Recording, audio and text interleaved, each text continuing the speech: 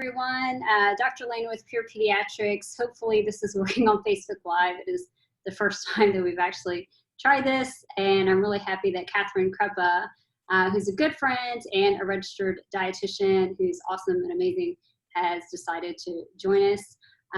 She's joining from her home office. I'm not going to lie, I'm joining from my daughter's bedroom. She left for college. She doesn't know I'm here. We don't have to tell her. I don't think she'll watch this, so we're pretty safe. So, Catherine, thanks again for agreeing to come and talk. The topic is the quarantine 15 and how to beat it. And the reason I had approached Catherine about this topic was that we had a lot of parents and children in the office, and this was a topic that kept coming up. With everyone was bored, everyone was at home. We noticed some people had gained weight. Maybe people hadn't gained weight, maybe they lost weight, that's also concerning too. And so I thought it was just a good time to come and, regroup and make sure we know that nutrition's super important, and we're headed back to school, so maybe some great school ideas as well. So thank you very much for joining. You're welcome. Thanks for having me. So real quick, just, I feel like I never do justice to people's history, and and I feel like people don't toot their horn very well, but Catherine, I know you're an Aggie. Yes. So you have a bachelor's and a master's in nutrition from Texas A&M. So I do. I've been practicing for 23 years here in Houston. Private practice, advice for eating. And really our goal, we work with all kinds of people, but from pediatrics to my oldest is 90.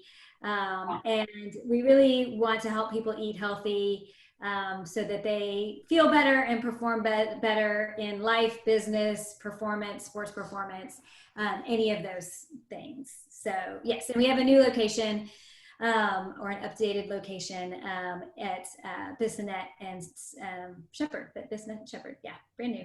Yes, so definitely check out your website. I learned a lot from the bio that I don't think I'd even known. Like you at one point helped take care of George Bush Sr., which is really cool, and the diving team and U.S. diving. And yeah, the Olympic divers. And Catherine will never, like I said, toot her horn. She's incredibly humble. She's an amazing marathoner. She's done, triathlons as well, but she's just an amazing runner. So a lot of people in the Houston community know her from her very fast running. But if you blink, you'll miss her. I always see her on the opposite side because she's, practically passing me twice. Thank you for coming. But it's always great to have another athlete as well. By the way, my dogs are also here. So I saw Teddy sneak by. If anyone comes to the door, they're going to start barking. So I apologize, but they were barking outside the door. So Catherine, tell me a little bit about this quarantine 15. I was used to the freshman 15. But the quarantine 15 seems to be really a thing. Yeah, the quarantine 15, COVID-19, 2020, 20, whatever you want to call it. But, it makes sense. We've all been at home a lot more than usual. I'm at home a lot as well. And there's not as many entertaining things for us to do. So what do? We entertain ourselves with food. And Netflix.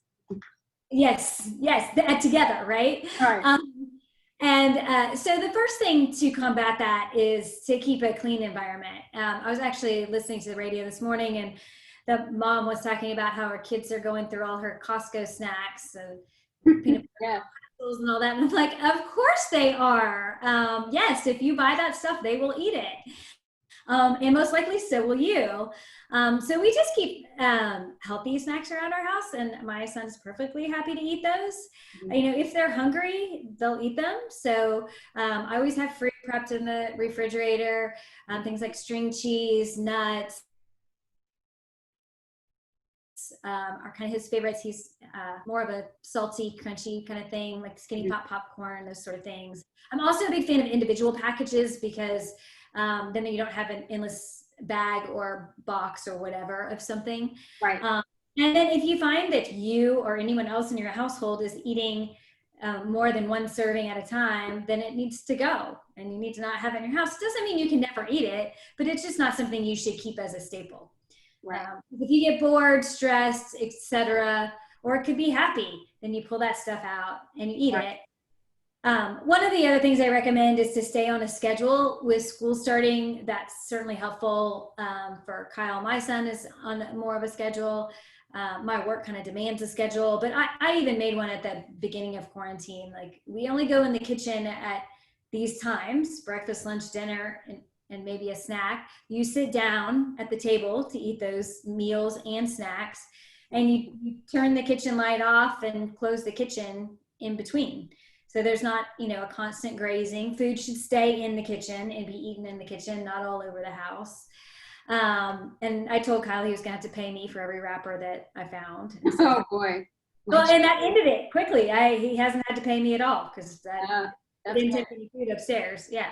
Yeah, my children owed me a fortune. Yeah. So the rule is it stays downstairs. And that way, the more accessible it is to all of us, the more we're going to eat it. So if there's tempting things, put them up high in the pantry, close the pantry door, put things away, not have them out on the counters unless it's like fruit and those sort of things. So you somewhat have to work for it. Right. So those are kind of the big things that I recommend for people. And also to think about in the morning. And right before we jumped on this, I started thinking about me, my husband, and my son. And all three of us could tell you, if we sat down at breakfast all together, what we were going to eat for the rest of the day. Now, Kyle, my son, might not know what was for dinner, but I know what's for dinner for him. So Yeah. we all know, and we all know what we're having for breakfast, what we're having for lunch. We've kept our lunches the same as what we would do going to work. And for some people, I've recommended that. For other people who kind of get bored, I'm like, definitely do different things that maybe you wouldn't do at work. But you need to have a plan, not just walk into the kitchen at lunchtime and go, oh, what am I going to eat? So Right. like we pack our lunches just like we were going to work or school.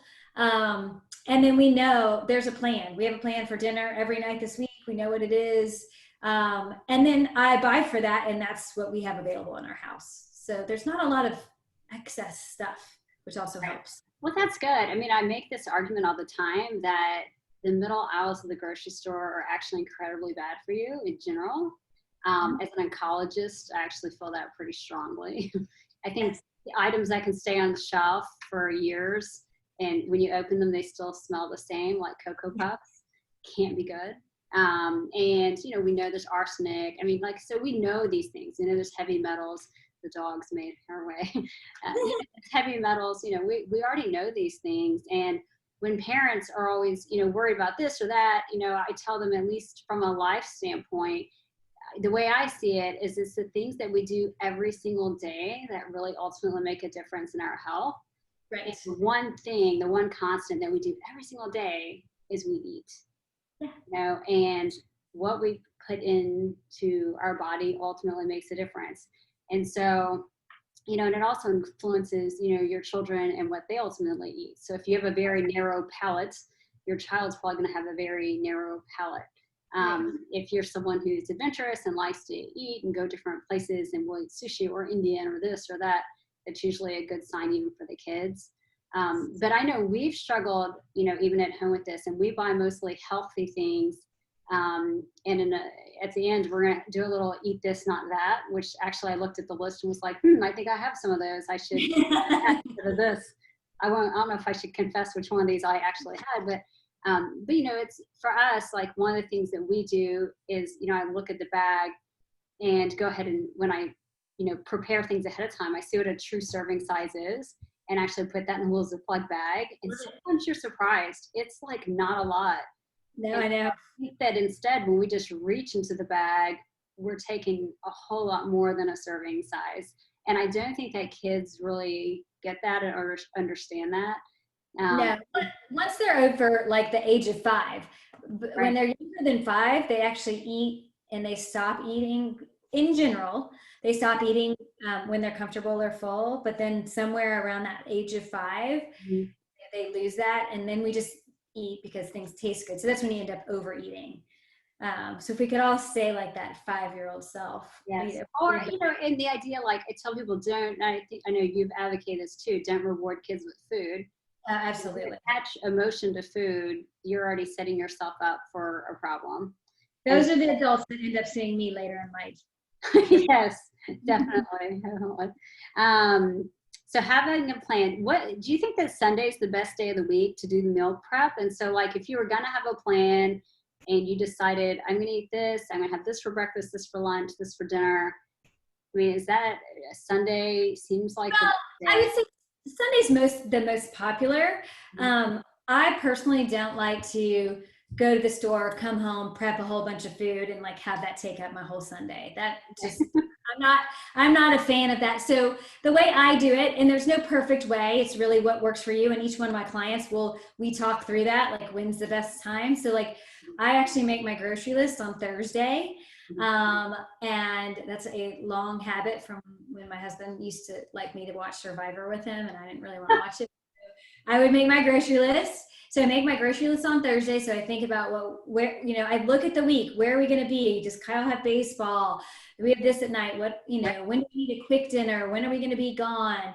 And I plan out the week and make my grocery list. And then Friday is when I prefer to go to the store. Maybe giving away my hint. And now everyone's going to the store, but no one's there on Fridays. And then I like to have it done. Yeah. So if I go to the store on Friday, and then I've got Saturday and Sunday, all day, Saturday and Sunday, to prep whenever I need to. So I like to spread it out so it doesn't ever seem overwhelming. Right. If I do have to do it all on Sunday, the one thing that helps me, because I'm just not a fan of doing that, is I always turn on like my Alexa in the kitchen and just play some music and make it, try to make it a little more fun. But right. I try to avoid doing it all at once because I just don't like to do that. Now, some people may, and that's great. But I recommend, and definitely we do, but that's got to be done by Sunday night. Because once right. Monday starts, even now, in this slower lifestyle, it's our weeks are busy, and so it's not going to stop, right. and prep something at that point. Yeah, I tend to be more of a like the night before or the morning of, like where I try to and I just have to kind of find time. But my husband is the one who's responsible for Alexi's. I might have to oversee him more because I want him to eat this, not that list. I was like, oh, I don't know that he's. Yeah, my husband's notorious for like Nutella and some multivitamins. I'm like, no, that won't work. So one question I had, and I know this is very different, like once you're a young adult, because we have a lot of young parents and new parents and all that too, but once you're really an adult, there still isn't really a set number of calories. I feel like and we kind of discussed this a little bit, but the idea of, saying, well, everyone should eat less than 2,000 calories a day. It really does depend on the person and their size and their metabolism and all of those things. Well, and their stage of life. And and that's when we were talking before this, saying I don't like to put a general number on that because right. I see it across the board on, and even with Kyle, my son, when he's in a growth spurt, he's burning more calories. When he's in baseball season, he's burning a lot more calories. Right now, he's not burning as many calories. So just even in his life, it varies. Right. But everyone has different goals, and I have some swimmers that are, probably burning upwards of like 5,000 calories, and then maybe like me when I was a teenager, I can tell you I was not burning that many calories when I wasn't doing gymnastics. Because I'm just a small person, so I don't burn that many calories. So I might have been at 1,500. So it ranges so much. So really, they should get a nutritionist, a dietitian, and ask.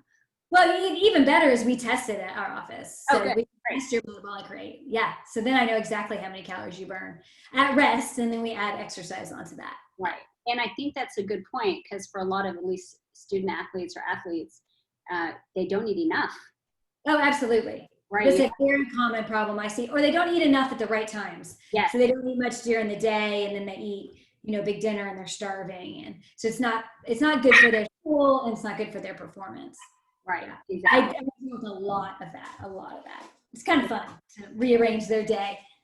Oh, it is. And then I saw also on your website, which I think is pretty awesome, that y'all offer at least a service, you probably do it virtually at this point, where you actually look at people's pantry. Yes. It's fun. Yeah, we do the whole kitchen. So it's a kitchen makeover. So it's pantry, refrigerator, freezer. And then I'm like, is there another refrigerator around here? Yeah, right. No, it's fun. And it's fun to have kids be a part of that. I also have an app that I use that can kind of grade food, like literally A, B, C, D, just like school. Right. And so I'll get them to bring out food and we'll scan it. And then we collectively decide if it's something that needs to be thrown away or not. But that's not necessarily the main purpose. I mean, it's education. The main purpose is not to throw food away, but it's education. And then it's also, I rearrange things so that, food's in the place. So we pull the fruit and vegetables out of the crisper and we put them right in the middle of the refrigerator. And, we rearrange things so they're nice and pretty. We end up throwing, the stuff we end up throwing away is stuff that's all expired that people don't even realize is back there. And then we just rearrange things. It's just like if you did it with your closet, it's the same thing with your kitchen. But there's a big education piece along with it. It's great to do for families. Right. I need it done for my closet and my kitchen. Yeah. I have something you can do for your closet. Yeah. Yours is a joint thing. That'd be great. Yeah, sure. Absolutely. My husband really needs it for his closet. I think at this point we're all just wearing scrubs, and so I don't even have to go into my closet anymore. So I did want to talk a little bit too about just maybe some good breakfast ideas for kids before they head out the door. Because I do think a lot of kids just skip breakfast completely. My daughter tries to do this all the time, and we still try to fit something in. Yeah, so breakfast skipping is not a good thing to do. We want to eat breakfast because it breaks that fast when you've been sleeping overnight and your metabolism is low. When you wake up, your blood sugar is on the lower side, so you want to boost that blood sugar up so that you think well, you're not moody, you don't get hungry during school or work, you'll have energy throughout the day, all of those kind of things. So, in an ideal world, you would want to have a balanced breakfast. So, some eggs, toast, fruit, something like that. But in reality, and that may be more reasonable right now, like Kyle eats a breakfast like that right now. If he were going to, real in-person school, he might be more rushed. But anything, smoothies are a favorite of mine, and you can actually put all the ingredients in the blender the night before. So in the morning, you just throw it on the blender, pour it in a cup, and they can take it out the door. They get fruits in there. Make sure there's some sort of protein. So whether it's a protein powder, or peanut butter, almond butter, or milk, something along those lines. Soy milk would certainly work as well. But so that's a favorite one. I also like either toast or like a waffle, and we'll talk about frozen waffles in a second, and just smear some peanut butter or almond butter on it and wrap it around a banana, take it out the door. Those are easy. I also like the little egg muffins that you can make in little mini muffins. So you can cook ahead of time, and you can heat those up. Again, portable, quick and easy. So those are some of my favorites. Yogurt and fruit, like a parfait, is another one. But it also doesn't have to be breakfast food. So, I have some kids that'll do, we do PB&J sometimes when we're in a rush. Like, that might happen tomorrow, actually. But it can also be leftovers, or, doesn't have to be breakfast food. So. Right. I think that's a good point, because some kids, like we tell them, well, just eat breakfast at dinner. The time of day that you eat breakfast, it doesn't matter. Irrelevant. I think what's more important, at least for the athletes, is a little bit of the timing of protein and carbs and things like that. But for general people, Yeah, the goal is to have some sort of protein, some sort of carb, and a fruit at breakfast. So a whole grain as your carb, or fruit, and a protein. That's the goal, but if you can get anything in, it's better than nothing. And what is one of your favorite go-to quick lunch ideas to throw in someone's lunch box? Say you had 3 minutes. I like wraps. So there's different things you can use for the wrap. You can use tortillas. You can use, there's a flat out bread that I like. at the grocery store, and there's a bunch of different wraps. You could do pita bread, and then you can put whatever favorite meat in it. So you could do turkey, chicken, tuna, and then you can usually sneak some vegetables in there as well. And then I will actually pre-make those at a time too. This is from my maternity leave days when I felt like I didn't have a chance to eat lunch. And so I pre-make the wraps and then wrap them in saran wrap and leave them in the refrigerator. So just grab them and then you can actually eat it with one hand. And then ideally you would have some fruit to go with that. Yeah, it's pretty smart. A lot of kids have, I mean, at least once they're 10 and up, they have, like my daughter's soccer schedule is she has volleyball after school, and then she has a homework period where she has to come home and do homework, and then she goes to soccer like 6:50 at night, and she's not done until 8 o'clock. And so I'm always torn. Do I give her dinner before she goes? Do I give her dinner after she goes? I mean, I don't know. What would you do? Yeah, well, that's a great question. And Kyle's schedule is similar, although he stays at school the whole time. So he doesn't come home. And so what I ended up doing is giving him like a really hefty snack for him to eat during that homework period, almost like a little mini meal. So like it might be a sandwich. If kids come home, I like making those like English muffin pizzas or like a small little meal. And then because he wouldn't get home till like 8, and then he would eat his actual dinner. But if they come home, like when I was a gymnast, I would come home and I ate dinner at like 4, and then I went to gymnastics and then came, because I was there from 5 to 9 and then came home after that. So it sort of depends on the athlete and then what they're doing as well. So apparently I didn't have any trouble digesting that. Sounds terrible now, but Sounds horrible.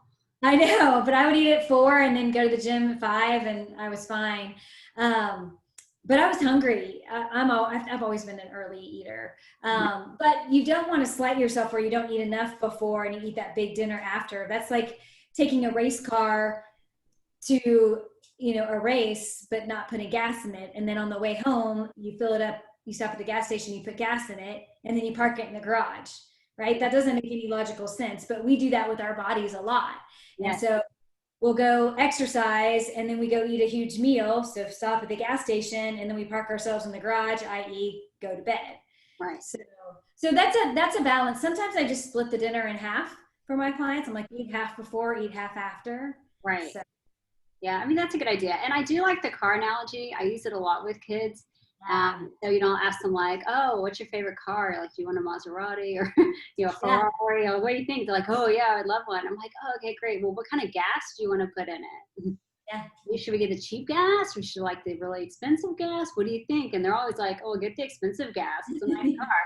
I'm like, well, if we all just treated our bodies like this nice car and just put the good stuff in it, I mean, it makes it run better. Exactly. And it's just the reality, which leads me to the eat this, not that. Yes. And I was very traumatized by the list because I'd asked you for ahead of time and I read a couple of things and I'm like, but I really like chocolate chip waffles. Gotta talk more about that. Traumatize you. Yeah. So we'll start at the top of the list. So number 1 on the list. So this was Catherine's, at least. Eat this, not that. And sadly, it looks like I was more in the not that category, but I'll improve. All right. You're going to work on putting that good gas in your car. Yes. I mean, even though I don't eat processed stuff, like I could totally make some cookies. Okay. So chips. So instead of grabbing the bag of chips, my daughter loves Takis, by the way, Yes. which are just horrible.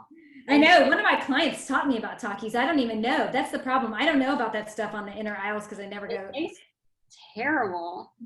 And they're very spicy. Anyway, I think they're terrible, but kids like them. Okay, so chips. So what would be a good alternative to throw in their lunch? So, yes. So a healthier, salty, crunchy snack is Skinny Pop popcorn. So popcorn is considered a whole grain. So I like Skinny Pop. It's not like, movie theater popcorn that's a whole grain with a lot of butter on it. And it comes in individual bags. So. Okay, good. But and to be clear, movie theater popcorn is actually very bad for you. Yes. Okay. Yes. I'd heard that many years ago, and very bad for you. I've pretty much avoided it ever since. Okay, this one was just, so desserts, like, what if they want dessert every single day? Right. And people, there are families that do dessert every day, whether it's Girl Scout cookies or they've got a dessert drawer, ice cream or whatever. And so it's not a great habit to be in because No. it's not good gas, right? But we don't want to deprive ourselves of anything. And I want to make sure that I make that clear. There's no bad food. Right. We just want to put more of the good food in and less of the bad. So I like kind of a 80-20 rule most of the time. Then for my serious athletes, we might go 90-10 like the week before an event. And so I put desserts in that, 20% fun. But if you have it in your house, I mean, I don't know about you guys, but, ice cream and cookies and those sort of things, they call my name. And particularly when we're home all the time right now. And so I prefer, for something like ice cream or, something like that, that you go out once a week and make it a special event, like for you and your family. And, maybe you're not comfortable doing that right now, but you could order it in, or you can go through, and get a McDonald's cone or something like that. I mean, there's definitely options these days, but I prefer to make that a fun event versus that's the norm, that we're just going to eat tonight. Yeah. Right. And remember, like little bitty kids, anything sweet's kind of dessert-like for them. So, Absolutely. dressing up fruit can be very dessert-like. And, absolutely. And one thing I tell these young parents or, with littler kids is if you're going to have dessert, like you already know you're going to have dessert, just put it on the plate with the regular food and they will eat. They might eat the dessert first, and I don't care because they're still going to be hungry and they're going to eat some of the other stuff. But just don't offer it as reward for finishing your meal. No. Force them to eat to get the reward. Yeah, there are plenty of members of the Clean Your Plate Club if they do not need any more. Right. Yes, that's exactly true. Especially at restaurants, those plates are too big. Yes. Okay, so a chocolate bar.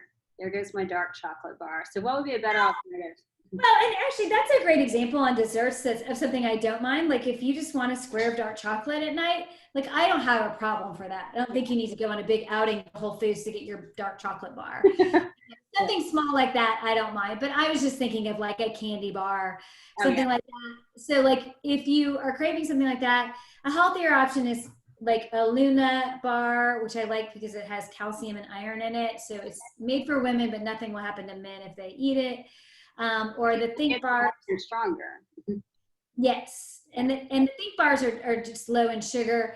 Or I also like Z bars, which are more tailored to kids. The Luna bar and the Think bars are adult bars. But an even better choice than that is to do something like a banana and peanut butter or an apple and peanut butter. Not Nutella, but peanut butter or almond butter.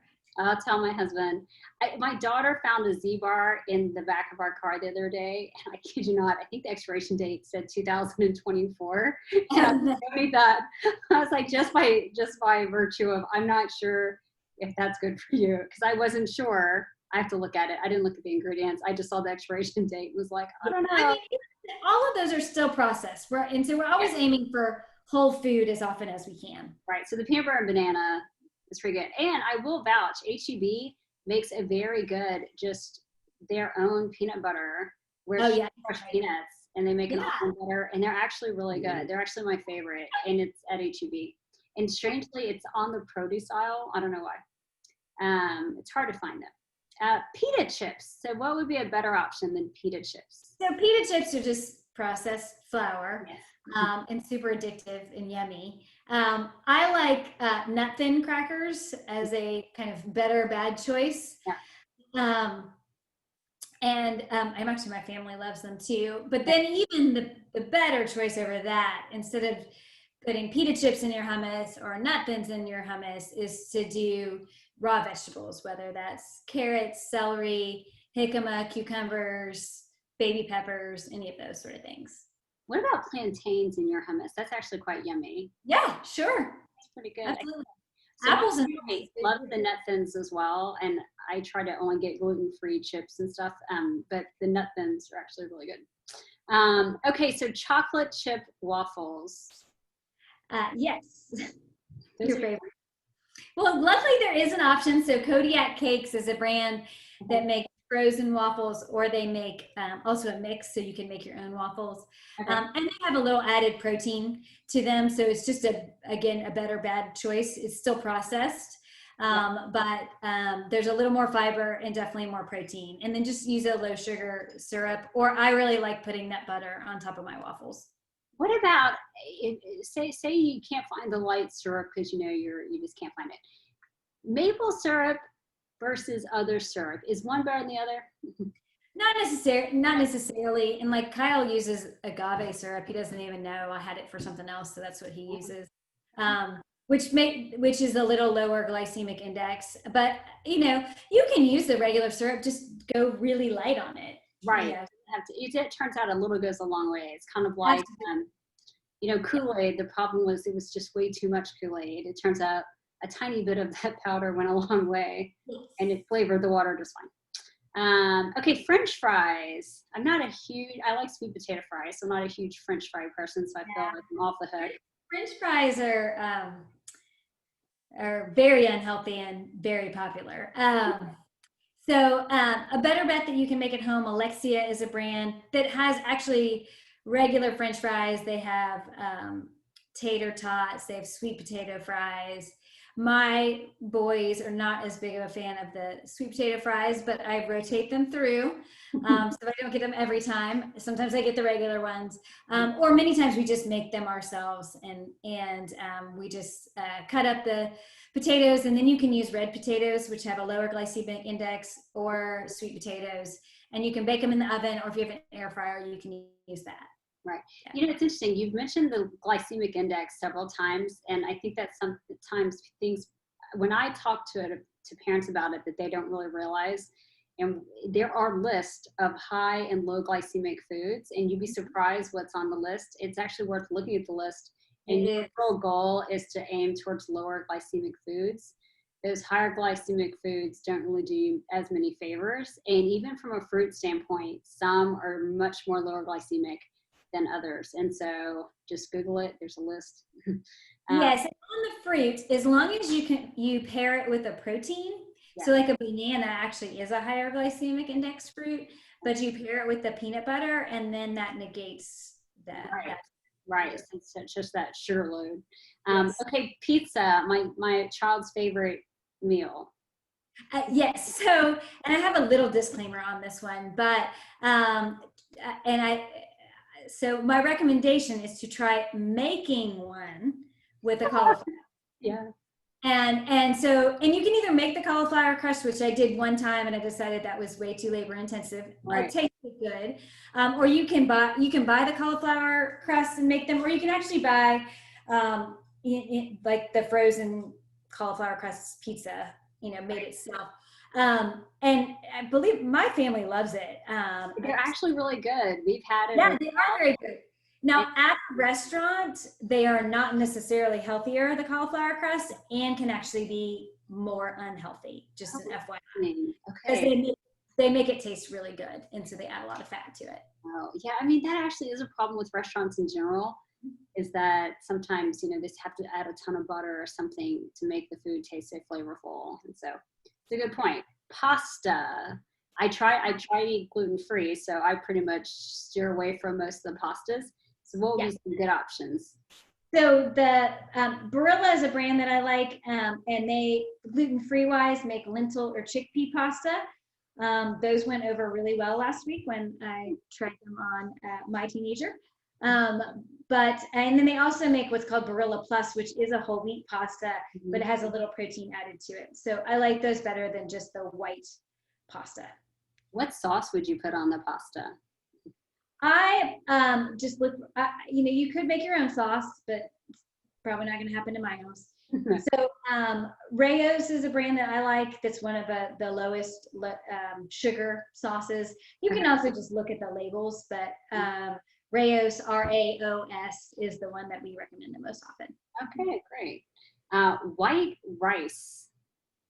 Yes, so you can try cauliflower rice is the favorite in our family, but they also make broccoli rice, sweet potato rice, to get more vegetables. And if you don't need those additional carbs, now some kids and adults do, And so then, my preference would be doing like a brown rice in place of the white rice. And as you can see, pretty much everything on that list is like white and refined.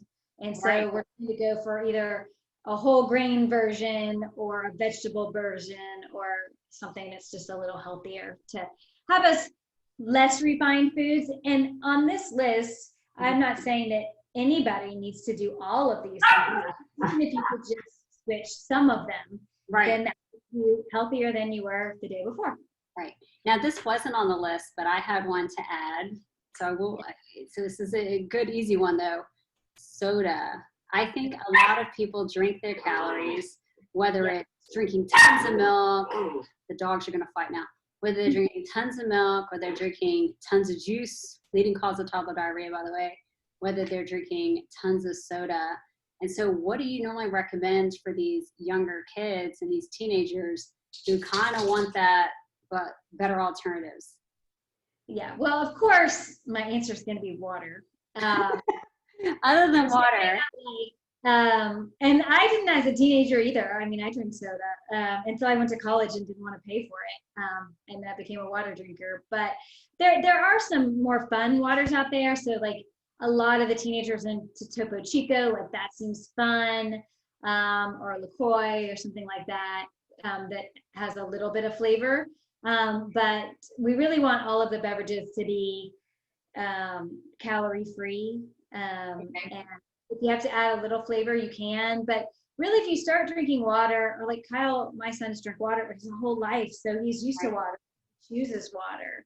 And so you get more of a taste for it. But just from a hydration standpoint as well, you don't have the caffeine, you don't have the extra calories. And then I don't recommend Gatorade really unless you're running a marathon. There are Gatorade as if he has a long baseball tournament in the summer, but most kids don't need Gatorade either. It's just a kind of same thing as juice. So right, it's just kind of empty. It's once again, it's just drinking your calories, and so if you drink less of your calories, you have room to eat more of your calories. Yeah, so perfect. All right, well, I think this was super helpful. At least now I know maybe I should try meal prep on Thursdays. I was torturing myself on Sundays. Thursday sounds like better. And I do think that we mess up on the weekend because if we do it only on Sunday, we just run out of stuff. And so by the time we actually get to Thursday in my house, we're like, well, I guess we'll go out to dinner or we'll get takeout because we've kind of ran through things. Part of it is I just hate to go to the grocery store. I should. Yeah, well, and one of my other recommendations on that is to go once a week. And so you don't have to go again. Right. But that takes planning and make sure you have enough for every day. And then I always keep backup stuff as well. So, because sometimes, I've got a growing boy in my house. And so sometimes he eats more and I'm not expecting it, or they really like something. So I always keep something frozen that I can cook up pretty quick. All of my meals are quick because as a working mom, I actually like to cook, but I never do it in the way that I like it because I'm just trying to get something on the table. But I always keep things in the freezer that I can pull up as a backup. Right. So, well, I'm a big fan of quick and I hate to cook. But I don't like to eat the processed stuff. So I find most of my meals involve arugula and feta cheese and watermelon, and I make some pretty awesome salads. But that sounds pretty yummy. It is yummy, but a lot of little kids, although I do recommend people add watermelon to kids' salads, that usually gets them to eat it. Yeah. Quite good. So anyway, thank you so much again. Definitely check out Catherine's website, Advice for Eating, because they also do supermarket stuff, of course, all the nutrition stuff. And then I'll definitely have to invite you to the house to clean out my closet. And clean out your closet and your kitchen. We also have this deep freezer that you're talking about, where my husband hides other stuff. So anyway, so we should definitely have you over. And my husband should be present, so you can tell him about Nutella for sure. So, but I appreciate it. Thank you so much. If people have questions, thanks for having me. Yes, sorry about my dogs that are still barking. They fight half the time. Real life. They're fun. Anyway, but thank you so much. And if people have questions, feel free to leave a question or shoot an email. Thank you. All right, see you later. You're welcome. Bye. Good night. Bye.